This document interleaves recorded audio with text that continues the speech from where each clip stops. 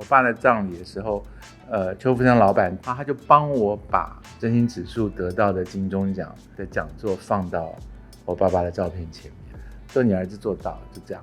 我真的很庆幸我爸过世前我主持真心指数，因为起码我就访问了一些他认得的人，他就觉得安心很多。我猜啦，他也从来没有讲过这个话。你们真的关系很微妙。你觉得不讲很好奇怪哦，因为我都会问到底，我会问我妈说你这是什么意思，她就会说你怎么这么笨，这样讲都听不懂。然后我就会说那你就再讲一次。我如果跟你们在一个屋檐下，我会觉得很烦人。我跟你们在同一个屋檐下，我才觉得生活很迷失。所以晚上要吃什么？嗨，大家今天过得好吗？欢迎到理科太太。我们今天康永哥又大驾光临了。今天想要跟康永哥聊一聊有关家庭的事情。你这个态度就是家庭有问题，是不是？其实也还好，才没有还好嘞。其实也蛮开心的。好，加油！一直以来好像很少听到康永哥聊自己家里的事情，对，都在逼问来宾，都在逼问别人的事情。康永哥，你会觉得你是一个必须要负担一些家族的责任的人吗？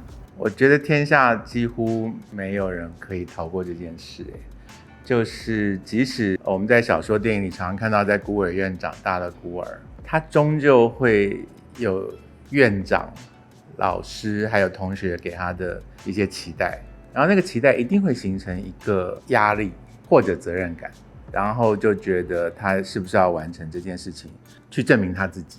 很多动漫里面讲的很夸张的案例，有的人就是一直被欺压，最后爆发出来，他成为一个复仇的动力，或者是他有一个报恩的动力，都有。我也不是石头蹦出来的，所以我就本来就会负担很大的这种家人的期望啊。有在报恩？想证明自己。我以前在主持康熙的时候讲到那种父亲对孩子的期望，然后孩子想向爸爸证明自己，结果来不及证明的时候，我就会说我会落泪。小孩子就笑我觉得有毛病，他觉得我泪点很古怪。可是其实有些人就跟我讲他们懂啊，因为就是要向家长证明自己，那个企图好像永远都不会停止。你的爸爸对你曾经有什么让你觉得很重的期待吗？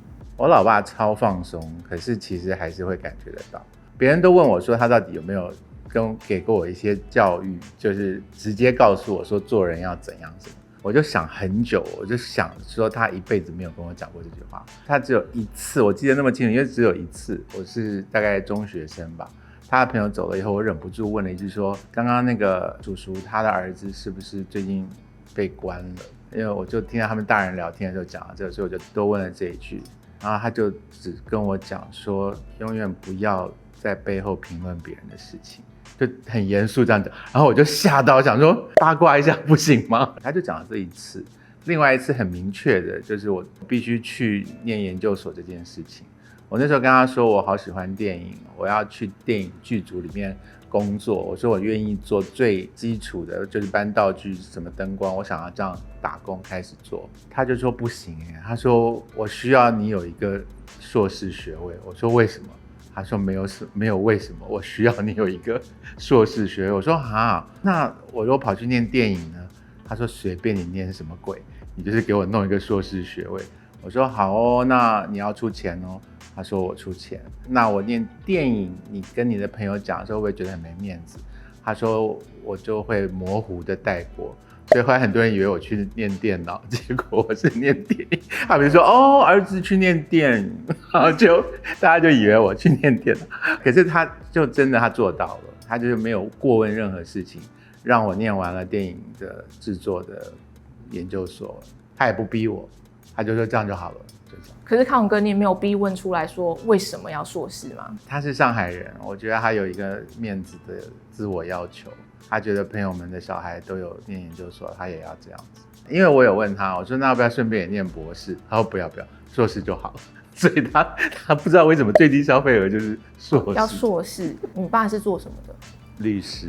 他难道不会想要说，他律师你也可以读个什么类似相关的行业？我没有丝毫觉得他想要我做这个工作，他随便我，他甚至没有问我开不开心，很妙哦。就是我开始主持节目之后呢，我一开始并不是主持像真情指数的专访那么一直访问达官贵人的节目。我一开始做很古怪的节目，介绍漫画的节目。对，就是那时候小安姐那时候找我说，你主持一个介绍书的节目，陶晶莹做一个介绍娱乐新闻的节目。我主持那个节目的时候，我就说，那小安姐，我想介绍一些漫画，因为漫画都没有人讨论。她说随便你啦，你爱干嘛就干嘛。然后我当时还在报纸上写一个周六的专栏，然后题目都很耸动，因为那时候跟我一起写的其他的写作者当中有什么龙应台啊，什么这些大人物当时名称很大的人，所以我那时候想说，那我当然要写一个比较跟他们不一样的东西。我有一篇文章叫挖鼻孔要靠自己，就是因为我看到情侣常常互相挖耳朵嘛，是一个调情的那个乐趣的一个过程，可是情侣就不互相挖鼻孔啊。你看我这个表情是怎样？你觉得我很古怪？没有，我刚只是有一个画面挥不掉。你有没有跟别人互相挖过耳朵？其实我不喜欢让人家挖我的耳朵。我不会让不专业的人挖我的耳朵。乐趣啊，因为你躺在他的大腿上面，我就在想这件事，然后我就说，为什么可以挖耳朵就不可以挖鼻孔呢？就是为什么挖鼻孔都要靠自己？我爸就每周日把周六的，就是昨天的报纸折好放在我的桌上，表示他看过了，然后帮我保存的意思啊，没有一次跟我聊过说你怎么写这个东西，或者你可不可以写一点正经的东西，一次都没有。真是好隐晦的爱哦。他就是超不干涉我，我真的太感谢他。他是律师，他应该也没有不善言辞吧？他很幽默，他很好笑。我觉得逗客人开心是我从他身上学到的。可是客人一走，他就不开玩笑，这真的很古怪。就是他请客的时候，就是一直开玩笑，大家都哈哈哈哈。然后一收工，客人走掉以后，他就没有要讲笑话了。就是他对家人就没有要讲笑话，可是也不凶。他就是很温和，可是你看，即使他这么收敛，我都感觉到巨大的要证明我自己的压力。他都没有讲过什么，那你心里觉得你需要证明，比如说事业上的成功吗？还是？我到现在都很记得，当时的 TVBS 老板是邱富生。我爸的葬礼的时候，邱富生老板他就帮我把真心指数得到的金钟奖的讲座放到我爸爸的照片前面，说你儿子做到了，就这样。我真的很庆幸我爸过世前我主持真心指数，因为起码我就访问了一些他认得的人，他就觉得安心很多。我猜啦，他也从来没有讲过这个话。你们真的关系很微妙。你觉得不讲很好奇怪哦，因为我都会问到底，我会问我妈说你这是什么意思，她就会说你怎么笨，这样讲都听不懂。然后我就会说那你就再讲一次。我如果跟你们在一个屋檐下，我会觉得很烦的。我跟你们在同一个屋檐下，我才觉得生活很迷失。所以晚上要吃什么？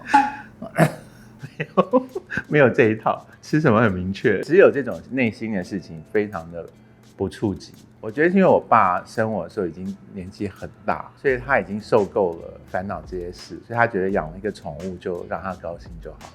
我常常强调家里好像是一个讲爱的地方，可是其实你知道，家一开始就是一个很有权力区分的地方。就是我们做小孩的人呢，表面上好像是因为爸妈爱我们，我们就活在这个屋子里。可是其实我们是有领薪水的，我们领的薪水就是爸妈照顾我们的这些衣食啊、零用钱啊、学费啊，这些都是我们领到的薪水，这就构成了一个权力关系，就是你不可能感觉你没有这个领到了别人钱，吃人嘴软的压力，不可能。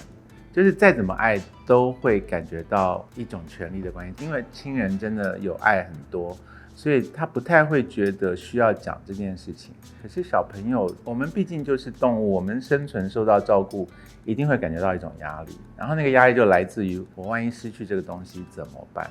你如果明天不给我吃了呢？这个一定会有一种权力的关系，然后你要去分说是因为我爱你我才报答你，还是我怕你我才要表现得好，还是我很想维持领这份薪水，我要表现得符合你的期待。我觉得是混在一起。有一次听到爸妈决定要把小孩生下来的，他的意思就是小孩不是自己选择被你生的，是你选择要生他，所以你理当应该要照顾小孩。这是一个义务，就是我把你养大是义务。可是我觉得在亚洲从小到大的过程被教育，不管是不是爸妈直接跟你讲，他们外界人都会说有养育之恩啊，然后爸妈照顾你很辛苦啊，然后以后要什么什么，甚至什么养儿防老这些东西，就变成我一定得怎么做怎么做。你自己看着你的小孩的时候，你心中有没有浮现过说，老娘对你这么有耐心，你竟然还敢给我这样子？我的手这边受伤很久，是经过那个很可怕的疗程之后，我的手完全好了。结果6天之后，我儿子在床上跳之后，直接跳到我的身上，我的手直接废掉，我手麻了1个小时。然后我就想，我为什么要生小孩？你现在讲得很文雅，你刚才心里想的是什么？我要杀你。我没有，不可能，我只是很生气的跟我妈说，我跟你讲，你知道你孙子刚刚怎么样吗？我跟你说，我不要再生小孩了，生小孩简直是欠他，我就很生气嘛。因为如果是一个跟我一样大小的人这样子的话，我就会说，你为什么要这样子？可是他就是一副他不是故意的样子啊。他当然不是故意的啊。对，但是你知道有的时候脚趾去踢到桌角就会很生气，对着那个桌角生气。我儿子当下就是那个桌角，现在还会对桌角生气。我觉得要气一下，我说怎么这么贱，我下次不要买你这种，然后我就好了。老一辈的人不都说你有欠债才会要生小孩吗？我说我真的我就欠他一个人就好了。所以你不生了？我卵有动起来，但是想法有时候会改变，像我现在就是没有要。然后我看着我妈很直觉的请了我就会想说，我绝对不可以这样子对我的小孩。你很会辨认被请了是不是？我现在会，我现在超级会。所以你妈最常用的招数是什么？她就是说，我这么辛苦的弄了这一盘菜给你吃，然后你却都不吃，然后我就说，可是我跟你说，我餐跟餐中间要隔4个小时，我现在不吃，我不代表等一下不吃。讲不过人家说，那你为什么要用这种态度跟我讲话？我就说我没有啊，我就是等一下再吃啊。以前他请了我就会生气的，直接说你干嘛要这样子讲话？你好好讲话不行吗？现在我就会用唐三藏对于那只猴子的方式，我就讲碎念很多，到他觉得他已经有点听不太懂了，他就会默默的走开。这样的话被你妈听到，他知道你把他当猴子，你就完蛋了。孙悟空最后是变成一个神的。我们现在所在这个空间呢，是一个一定很想参与你刚刚讲的一句话的那个女生，她开的店。然后这次她找我展了一大堆的我买过的电影海报，我买了以后就收起来，我就没见过他们，所以有机会把他们挂出来很高兴。当中就有一张是教父的海报，你知道教父最有名的海报呢，就永远是那个教父坐在沙发椅上的，不管是老的教父马龙白兰度，还是后来的新的教父阿尔帕西诺，就是坐在沙发上那张，因为那张最有那种黑道教父的权威感。如果你这次来10680看到海报的展览，我选这张海报呢，是马龙白兰度这位纽约的教父，他生的3个儿子当中的最软弱的一个儿子，替他爸爸开车的时候呢，敌人来了，开枪射他爸爸，他爸被射到倒在地上。本来爸爸应该要被保护，然后这个儿子手上拿着枪就发抖，枪就掉了，眼睁睁的看着自己的爸爸被敌人射5、6枪，然后他蹲在路边开始哭，这大人就这样在那边痛哭流涕，也不叫救护车，也就是整个崩溃。然后我选这张，我当然很得意，因为我觉得很少人买得到长这个样子的海报，因为这个画面，第一个你看不到任何明显脸，马龙白兰度已经倒在地上，脸没有露出来，然后儿子捂着脸哭也没有露出脸，就没有人会用这个去做宣传，所以它是无法被做成海报的。我为什么选这张，就是因为做那么厉害的爸爸的儿子很累，他的3个儿子他都给了他们事业，让他们去经营，可是这个儿子却弱到连开车拿了枪要替爸爸回一枪或者保护一下都做不到。如果有看《教父》的人，后来知道这个儿子的遭遇怎么样。我看到这张海报就觉得很心酸，就是儿子一定被自己的兄弟搞到压力很大，因为他的大哥是个非常强悍的、很会揍人的大哥，他弟弟又是一个在军队里面当英雄的，可以跟敌人就是打仗的时候能够建下战功的人，然后他夹在当中，然后他就在最关键的时刻没有保护到他的爸爸。那个海报很代表我在教父当中看到的一个很微妙的部分，就是意大利人真的对家庭很在乎。你常常听到他们说生越多越好，能够养就养。然后第二个就是你在那部教父那部电影当中，你经常看到马龙白兰度老教父在教训别人说家庭最重要，永远照顾家人。所以当最疼爱的儿子埃尔帕西诺为了替他报仇，犯下了不可被纽约警察原谅的错误的时候，他儿子就逃去西西里岛躲起来。然后他爸爸从重伤当中恢复之后，问说 ：“Michael 呢？我最爱的儿子呢？”他被送走了，因为他犯下了不可被原谅的法律上的问题，他不能回来。然后马龙白兰度就大叹了一口气，然后就说：“替我召开纽约所有黑道的聚会，我不管什么代价，我要让我的儿子回来。”很多人把《教父》看成是一个巨大的史诗的电影，就是权力怎么导致腐败的过程。可是你在当中，你一定不能错过，你一定会看到，就是家庭里面那个背负了爸爸期望的儿子，他本来是在军队里面作战，能够好好的走正派的路，把自己跟家人的邪恶的职业隔开来的一个优秀的人才，然后结果他就为了帮爸爸报仇，变成了一个犯罪的人，然后就继承了家业，所以教父才有教父2、教父3。然后我就在想说，你逃不掉。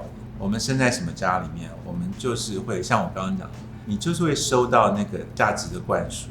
然后你不管是有一天醒过来，觉得说我不要了，我要抵抗你，或者终于有一天醒悟说我现在才懂我爸妈在跟我讲什么，都可以。可是那几乎是我们一辈子要一直跟他来来去去拉扯的一个过程，那个很累。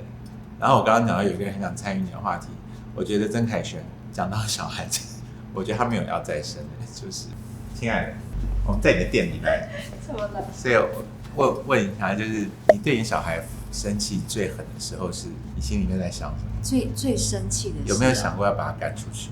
好像有但现在想起来，当时会很生气，是因为他说了一句话，譬如说他不想要我当他的妈妈，他觉得他觉得别人对他比较好，他希望别人是他的妈妈，所以他讲这句话他是微笑讲的还是认真讲？认真讲，可是那时候真的很小，他不懂事，他不知道他讲。但是我很生气，是因为我觉得我必须要教育他，外面的人对他好是一定的嘛，会骂他都是妈妈的责任，对，是很生气啦。但是事后想一想，会觉得，对啦。可是你现在还记得，就表示你记得了很多年，所以他自己不知道他讲过这句。他其实不太记这得，很伤自尊心。但他讲的当下，我的确是很怒。我真的很佩服你们做妈妈的，小孩应该很不经意就会讲出这种话，是，然后你们都得吞下来。但没办法，因为养孩子就是一个过程，所以不可以当下就吼回去说，我也不要你当我的小孩吗？哦，书上有说绝对不行，对我就会吞回去。我也会吞回去。不是我写的吧？不会啦，生气归生气，但就会很理智的，心里就会很理智的告诉自己，他还小，他不懂，教他这样子。哇，可是会记得。会记得，其实还是会。然后会累积吗？就有一天他再讲了，比方说到15岁的时候再讲一次说，我真倒霉当你的小孩，会又在这个账上再加一笔。他15岁的时候，如果再讲同一句话，我可能就不会吞回去了。哎，真的耶，就是15岁会讲出很多啊，15岁根本不需要讲这种话，说我真倒霉才会做你小孩，他只要当着你面把门甩上，就很够受的。你们还有好日子要过。对，妈妈心脏都要当很强妈妈的修炼。康永哥可以出一本这么厚的当妈妈想讲但是不能讲，我们要用什么方式讲的话，我们会投稿。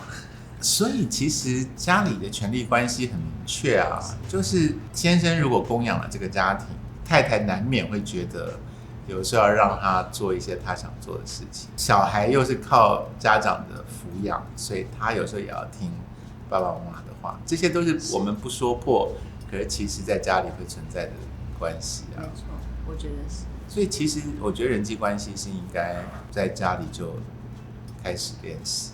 这个家人并不是说家人就可以包容一切，我觉得是家人就可以开始练习怎么跟别人设下界限。我爱你爱到这个程度，我恨你恨到这个程度，啊，过了这个程度，请你不要再干涉我。虽然很难做到，可是你有试过吗？对于小孩，我就会跟他说，妈妈有上班时间，妈妈有自己的工作，自己的人生，自己想做的事情，自己的喜好，所以会有一段时间是不在家，是在工作。他就是为了逃开他小孩，开了1068米。反正那就是我会告诉孩子是那我在做我喜欢的事情，所以我需要有我的时间。对，这样子，我有告诉他这样。他可以说他有他想要做的事情，所以你也请不要管他一段时间嘛。有啊，他就会躲到房间做他的事情。基本上他如果去房间，我就会不打扰。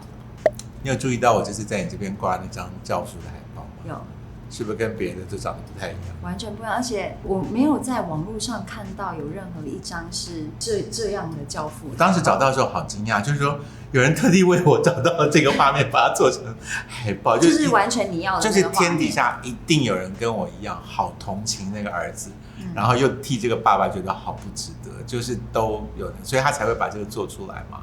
那个画面超心酸的。《教父》这个电影，我觉得是大家，你当然可以看当中有很多暴力或者是斗争的过程都很精彩，可是家庭这个部分，我是觉得特别感受强烈的部分。我只是把你叫进来问一下这件事，你可以去忙你的。我也不觉得有人想在家里挂这张啊，很不吉利。要不是真看电影，哪有在讲吉利的？同学，电影如果很吉利，就没人要看。电影都是要倒霉，大家才要看啊。我对电影海报的态度是这样，就是我最爱的电影，可是如果找不到我要的那个画面，就算了，因为我爱的电影那么多，不必每部电影都有海报。那我对海报的态度就是，它如果标志了那个画面，是最让我动心的那个时刻。如果没有我要的那个画面，我觉得那个作品跟我们的关系就不会被唤醒，所以我就暂时不会需要买那个东西。所以我买的海报很多是那一个 moment。那个时刻对我的特别重大的那个意思，我猜每个人在《教父》这么伟大的电影当中会找到他觉得喜欢的那个时刻吧。我觉得家庭里面的那个我讲的设下界限的事情是非常难，可是最好要练习的事，要不然会一生都有烦恼。我觉得亲情真的很难拿捏，你要表达你是善意的，可是你不要变成一个任人宰割的家庭中最弱的一个成员。最难的是，因为从小到大，你是被有那样子价值观的人养大，你等于你成长的经验过程，你已经内化，觉得那些人都是对的了。那你长大之后觉得这样做跟自己不公平的时候，就会有一些愧疚感什么的。所以女儿要有自己的一个自评系统，就是我觉得我做到这样，我就是一个好女儿了。所以我妈现在不管再说怎么样说我不好，我都会觉得没有，我很孝顺。对，你要设立自己的标准，你不能变成站在他的标准来满足他的要求，因为他其实可能没有察觉他要求这么多，或者是简直已经无穷无尽。可是你要设立一个标准，是我得保护好我自己，我的人生我自己要过。很多人就会把人生寄托在证明自己是爸妈的好女儿上面，然后有一天爸妈不在，他会怅然若失，觉得说我现在要干嘛？我就没自己啊，然后结这个婚也是照他们的意思结的，然后我养小孩也是照他们的意思养的。越长越大，谈到家庭都会觉得很沉重，就是跟朋友之间要是聊到家里，通常都就不会有什么好事，对。然后就说算了啦，自己家人嘛，怎么样，自己要帮自己，像康永哥讲，设立界限，对，像你讲的，建立自己的标准，那真的自己过得去这一关就好了，因为你怎么可能有办法100%去符合爸妈或者是别人的期待，这样就会活得很辛苦。而且一定要记得，就是父母亲如果也把希望全部都放在你的身上，然后父母自己年纪越大，他就越寄托在你身上，然后他自己越发现自己体力也不行了，然后想做的事也做不动了，那时候才是你感觉到他们把他们的生命意义全部都压在你身上的时刻。你得一直要去，我觉得讲抗争听起来很严重，可是你得要一直去反过来教育、提醒你的爸妈，就是界限。就你不能觉得事情还算 OK 的时候，我还吃得消的时候不教育他们，然后等到崩溃那一刻忽然翻脸，跟他们说我再也受不了，我不干。就是最好是逐步的提醒他们、教育他们，让他们知道说你只能到这里，你再过来我就不让你过来了。这样子他们才不会有一天会突然觉得说你怎么变了？你怎么忽然不理我？你怎么不孝顺？那这个是一个我们常常不愿意去教育家人，可是你不教育他，最后受苦的是你自己。所以今天跟康永哥聊了家庭的关系，在看教父电影，因为我就会觉得就是黑帮电影，打打杀杀一个上位的故事。如果再看一次的话，我真的会去看他们家庭之间的 dynamics。爸爸为什么会有比较喜欢的小孩？对，那没有那么受宠的小孩，心中想要跟我讲什么东西？对，然后阿尔帕西诺这个小孩为了向爸爸证明自己，最后付出了多大的代价，从一个那样的人变成了这样的人，我觉得那超精彩的一一个过程。是自己家庭的关系觉得很沉重，那你就去看一下更沉重的教父，你就会觉得，我的生活其实也没什么嘛。那今天就这样啦。如果你喜欢我的影片的话，请帮我按赞、留言、分享。如果还没订阅的话，请帮我订阅一下哦。谢谢收看，我们下次见。